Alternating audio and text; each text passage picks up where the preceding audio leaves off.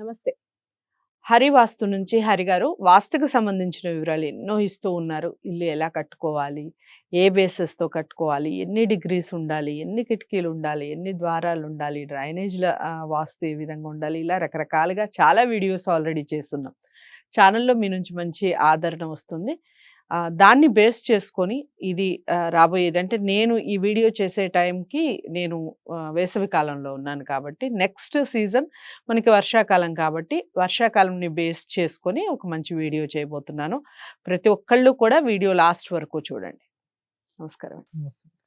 So ఇంకుడు గుంతలు హరి గారు చాలా వరకు ఒకానొక పీరియడ్‌లో కొంచెం రేజ్ అయ్యాయి. అసలు ఇంకుడు గుంతలంటే ఏమిటి అనేది కాస్తో కూస్తో జనానికి ఒక అవగాహన వచ్చింది. మళ్ళీ ఒక 10 సంవత్సరాలు, ఒక 4, 5 ఏళ్ల నుంచయితే అసలు పూర్తిగా మళ్ళీ అందరూ జనం మర్చిపోయారు. అంతా ఆహ్, మనకి ఎలా అయిపోయిందంటే ఇంత ఫాస్ట్ లైఫ్ అయిపోయి, ప్రతి ఒక్కళ్ళు ఫ్లైఓవర్స్ మీద ఉన్నంత ఇంట్రెస్ట్, బైకుల మీద ఉన్నంత ఇంట్రెస్ట్ ఇంట్లో ఒక ఇంకుడు గుంత పెట్టుకోవాలి అనేది ఎవరికీ లేదు. ఈవెన్ పల్లెటూరు వాళ్ళు కూడా మర్చిపోవడం అసలు నిజంగా ఒక రకంగా పల్లెటూర్లలో వస్తుంటది. కొంచెం అంటే ఇంతకుముందు పల్లెటూరులోనే ఫస్ట్ ఇంకుడు గుంతలు మొదలుపెట్టిందే అక్కడ కాబట్టి మనకి ఇంకుడు గుంత ఒకటి గుంత ఉండాలి అనేది ఫస్ట్ పల్లెటూరులోనే మొదలైంది. ఇక మనకి సిటీ విషయానికొస్తే వర్షాకాలం వచ్చిందంటే సిటీలో ఎక్కడ చూసినా వాటరే కనిపిస్తాయి. 1 అవర్, 2 అవర్స్ పడితే చాలు.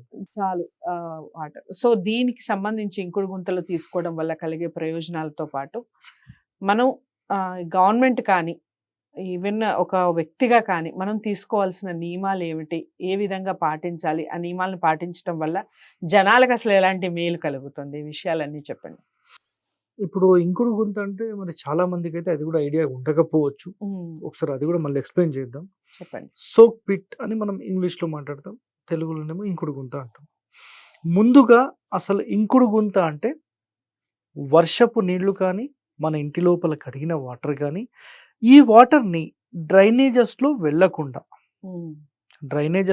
వెళ్ళకుండా, అందులో కలవకుండా డైరెక్ట్‌గా గ్రౌండ్‌లోకి పంపించే సిస్టమ్‌ని ఇంకుడు గుంత, సోక్ పిట్ అనవచ్చు. ఇది ఎందుకు అని ఒక ప్రశ్న వేస్తే, ఎవరైనా కొత్త ఇల్లు కడితే ఇది వాళ్ళకి ఐడియా ఉంటుంది. ఇల్లు కట్టేటప్పుడు బోర్ వాళ్ళని పిలిపిస్తారు కదా! సార్ ఇక్కడ 2000 ఫీట్లకు వాటర్ ఉంది. 3000 ఫీట్లకు వాటర్ ఉంది. 1500 ఫీట్లకు వాటర్ ఉంది. అంత దానిపైన అయితే వాటర్ లేవు అని చెప్పేస్తున్నారు. లేవు. ఎందుకు లేవు అనే ఒక కారణం తీసుకుంటే, ఇప్పుడు మీ దగ్గర కొంత బ్యాంక్ బ్యాలెన్స్ ఉంది. ప్రతిరోజు 100 రూపాయలు డ్రా చేస్తాం. ఇంకా దాంట్లో వేసేది లేదు. అప్పుడు ఎన్ని రోజులు ఉంటుంది? కొన్నాళ్ళకి అయిపోతుంది కదా. అయిపోతుంది. పోనీ అయిపోతే మిమ్మల్ని కొట్టి, తిట్టి, మీతో పని చేపిచ్చి ఓ 100 రూపాయలు దాంట్లో ఏపిచ్చి అది కూడా గుంజేస్తే మీ పరిస్థితి ఏంటి? ఒక మనిషి పరిస్థితి ఏంటి? దారుణంగా ఉంటుంది. తండ్రి డబ్బులు ఇవ్వలేని సందర్భంలో తల్లినే అడుగుతాడు కొడుకు. తల్లి ఇవ్వలేని పరిస్థితి ఉంటే ఎవరి దగ్గర తీసుకొని వస్తుంది. మళ్ళీ వాళ్ళకి ఇవ్వాలంటే మళ్ళీ ఏదో ఒక పన్ను చేసి వాళ్ళకి అప్పచెప్పేస్తుంది. సో అలా ఆమె శక్తి మేర ఇస్తుంది. దాని తర్వాత ఎవరు ఇవ్వలేరు లేనంటే. భూతల్లి నుంచి ఈ భూదేవి లోపల ఈ గర్భంలో, ఆమె గర్భంలో ఉండే నీళ్లను 2-3 వేల ఫీట్లకు వెళ్ళి మనం అంతా గుంజేస్తున్నాం కదా! మరి ఇచ్చేటోళ్ళు ఎవరు? అంతా తినేస్తే మీరు ఒక 10,000 కేజీలు తెచ్చి బియ్యం పెట్టండి. ఎన్ని రోజులు వస్తుందండి? కొన్నాళ్ళకి అయిపోతుంది. సంవత్సరము, 2 సంవత్సరాలు, 3, 4, 10 నెక్స్ట్ ఏంటి? What next? క్లియరా? మనము ప్రతి ఒక్కరూ గుర్తుపెట్టుకోండి ఈ మాట. నీళ్లు బోర్ వేస్తే నీళ్లు వస్తాయని ప్రతి ఒక్కరు దోచేస్తున్నారు. ఈ భూదేవి గర్భం నుంచి దోచేస్తున్నారు. ఇచ్చేదెవరండి మరి? ఇవ్వడానికి నేను ఈరోజు ఒక మంచి మార్గం చెప్తాను. నిజంగా మీకు చేతనై మీరు నిజంగా చెయ్యాలి, ఈ భూదేవిని కాపాడాలి, భవిష్యత్తులో మా పిల్లల గురించి మేము ఒక మంచి పని చేయాలి అని భావిస్తే ఈ పని చేయండి. ఈ హరివాస్తు కోసం చేస్తారా? మీ పిల్లల కోసం చేస్తారా? ప్రకృతిని కాపాడడం కోసం చేస్తారా? ఒక ఛానల్లో ఈ వీడియో చూసి చేస్తారా? మీరు చెయ్యండి. ఈ ప్రకృతిని కాపాడండి. చాలా సింపుల్గా ఒక 5,000, 6,000 ఖర్చు అవుతుందండి. ఒక 10 అడుగుల డెప్త్ తీసి కంకర, ఇసుక, బొగ్గు, ఉప్పు ఇవన్నీ కొన్ని లేయర్స్ రూపంలో మొత్తం ఫిల్ చేస్తే అందులో పడిన వాటర్ విత్ ఇన్ ఫ్యూ మినిట్స్లో గ్రౌండ్లోకి వెళ్ళిపోతుంది. ఓకే. వెళ్ళిపోతుంది. నేను ఒక మాట చెప్తాను. మీరు ఒక glass of water or 1 litre water తెచ్చారు. ఒక 1000 మెంబర్స్ వర్కర్స్ ఉన్నారు. 1000 మెంబర్స్ తోటి తెచ్చారు. ఇదంతా అట్లా రోడ్ మీద పోస్తే ఏమవుతుంది? వన్ టైం ఒకటేసారి పోస్తే మొత్తం ఒక కాలువలాగా వెళ్ళిపోతుంది. అవును. అయితే ఈ 1 లీటర్ మీ మొక్కలకు పోయండి, మీ ఇంట్లో బయట కనబడుతుందా? వాటర్ వస్తుందా బయటికి? రాదు. వర్షాకాలంలో ప్రతి ఒక్కరు దుర్మార్గులు అంటారా, వీళ్ళని ఏమంటారో తెలియదు కానీ ఇంటి లోపల మట్టి అంటూ కనపడాలి కదా. ఒక ఇల్లు కడితే అన్ని వైపుల మట్టి, ఆ మొక్కలు పెంచడానికి ఆ మట్టి ఉంటే వర్షపు నీళ్ళు అందులో పోతే ఇంకిపోతాయి. దుర్మార్గుల వీళ్ళు ఏమనాలో చాలా మంది ఇండ్ల వాళ్ళని ఏం చేస్తారంటే మొత్తం సిమెంట్, మా ఇంట్లో పడిన వర్షం మొత్తం రోడ్డు మీదకి వదిలేస్తాం మేము. ఆ రోడ్ మీద 1000 ఇండ్లు ఒకటేసారి రోడ్ మీద వదిలేస్తే ఆ వాటర్ అంతా ఒక ఏరియాకు వెళ్తే ఎట్లా ఉంటుంది? మొత్తం ఏరియాలో మొత్తం స్లోప్ ఎక్కడుందో అక్కడ మొత్తం బ్లాక్ అయిపోతుంది. అదంతా మళ్ళీ ఎక్కడికి వెళ్తుంది అంటే మురికి కాలువలోకి వెళ్తుంది. ఆ మురికి కాలువలోకి వెళ్ళి అది మళ్ళీ ఇంకుతుందా అండి? ఇంకుతుందా? ఇంకదు. నేనేమంటానంటే ప్రతి ఇంటి లోపల బయట లేదంటే ఎక్కడ స్లోప్ వస్తుందో ఆ కాలనీ మొత్తంలో సెర్చ్ చేసి ఆ కాలనీ ప్రెసిడెంట్ కానీ ఒక కమిటీ వేసి అందరి దగ్గర ఒక 5,000 తీసుకొని ఒక 100 ఇంకుడు గుంతలు తవ్వండి. ఆ కాలనీలో పడ్డ వాటర్ మొత్తం మేమే స్టోర్ చేసుకుంటాం. ఒక ట్యాంక్ కట్టి పెట్టాల్సిన అవసరం లేదు. భూదేవికి సమర్పించండి. దోచుకొని తినడం కాదు, ఇవ్వాలి. ప్రతి నెల సంపాదిస్తూనే ఉన్నారు. ఓ 10 మందికి సహాయం చేస్తే ఎలా ఉంటుంది? బాగుంటుంది. భూదేవి నుంచి అందరూ తీసుకుంటున్నామండి, ఎవరు ఇవ్వట్లేదు. ఇన్ని మాటలు చెప్తున్నారు, మీరు ఇంట్లో ఉన్నాయా? 3 ఉన్నాయి. మరి ఈ పనికి మళ్ళీ క్వశ్చన్ రాష్ట్రం వేశారు. 3 ఉన్నాయి. ఎంత వాటర్ పడినా ఆటోమేటిక్ వెళ్ళిపోతుందండి.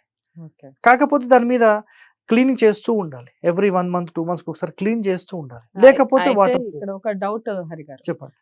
మామూలుగా ఇంకుడు గుంతలు అనేది అసలు ఎక్కడ తవ్వుకోవాలి అనేది ఒక డౌట్. ఎందుకంటే ఇంకుడు గుంతలు ఎక్కడ పడితే అక్కడ తవ్వుతాయి. ఇంట్లో చిన్న పిల్లలు ఉంటే దాంట్లో పడి ప్రమాదాలు జరిగే అవకాశం ఉంది. మీరు చెప్పారు కదా, నేను ఇందాక మీకు ఏం చెప్పానంటే ఇంకుడు గుంత అనేది గుంతలు ఉండవండి. ఉండవు. ఎందుకు ఉండవు అంటే ఒక 10 feet డెప్త్ తీసి కంకర, ఇసుక, బొగ్గు, కంకర, ఇసుక మొత్తం లెవెల్ అయిపోతుంది. జస్ట్ 2 inches డెప్త్ ఉంటుంది అంతే. వాటర్ అట్లా వెళ్ళడానికి ఉంటుంది, గుంతలు ఉండవు. చాలా మంది ఇది భయపడుతున్నారు. మీకు అదే ఉంది. సో అవసరం లేదండి. మనకు ఫిల్ అయిపోతుందండి. అంటే ఇందులో వర్షం పడంగానే అంటే వాటర్ అట్లా రాగానే తొందరగా గ్రాప్ చేసేస్తుంది లోపలికి, భూమి లోపల పంపించేస్తుంది. గ్రౌండ్ వాటర్ పెరుగుతుందండి. ఇప్పుడు హైదరాబాద్లో కనీసం ఒక 10 లక్షల ఇండ్లు ఉంటే, ఓ 20 లక్షల ఇండ్లు ఉంటే ఒక్కటేసారి ఆ వాటర్ అట్లా పడితే ప్రతి ఇంటి లోపల ఇంకుడు గుంత చేస్తే 10 రోజుల్లో గ్రౌండ్ వాటర్ ఫిల్ అయిపోతుందండి. 10 రోజులు, ఎక్కువ అవసరం లేదు. అంత ఫాస్ట్గా అయిపోతుంది.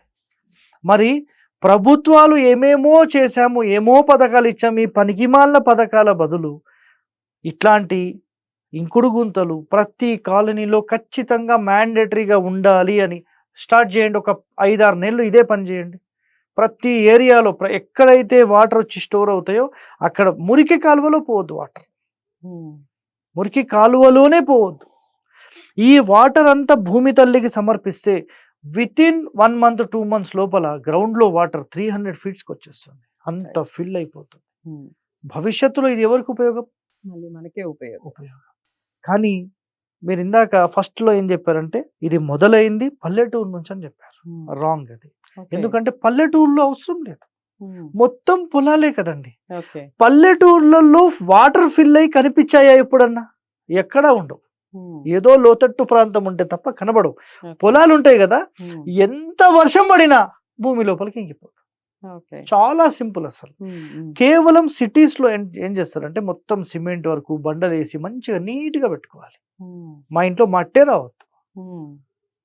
అంటే నేను చూసింది అయితే ఫస్ట్ పల్లెటూరులోనేనండి. ఇప్పుడు గుంత చూసారా? ఇంకుడు గుంతలు అంటే Septic ఇంకుడు గుంతలు tank ఇప్పుడు లా? లేదు లేదు ఇంకుడు గుంతలే. ఓకే. ఇంటి వెనక సైడ్ ఇంకుడు ఉమ్. గుంత తీసి మీరు అన్నట్టుగా ఇవన్నీ ఫిల్ చేసి ఉమ్. చూసింది అంటే అక్కడ first వాటర్ time. ఏమైనా స్టోర్ అవుతుందేమో. ఉమ్, స్టోర్ అయితే అలా చేయొచ్చు, అది Okay. ప్రాబ్లం లేదు. కానీ జనరల్ గా అయితే పల్లెటూర్లలో అవసరం ఉండదు అనమాట. Okay. మీరు పల్లెటూర్లలో ఇప్పుడు కూడా వెళ్ళండి, ఉమ్, 50 అడుగులకి 100 అడుగులకి వాటర్ వాటర్ పడతాయి. పడిపోతాయి. ఎందుకు పడతాయి తెలుసా? ఉమ్, చుట్టూ మొత్తం పొలాలే, వర్షం ఎంత పడినా లోపలికి ఇంకిపోతుంది. ఎంతసేపట్లో 1 అవర్లో మొత్తం డీప్ లోకి వెళ్ళిపోతుంది. అంతే సింపుల్.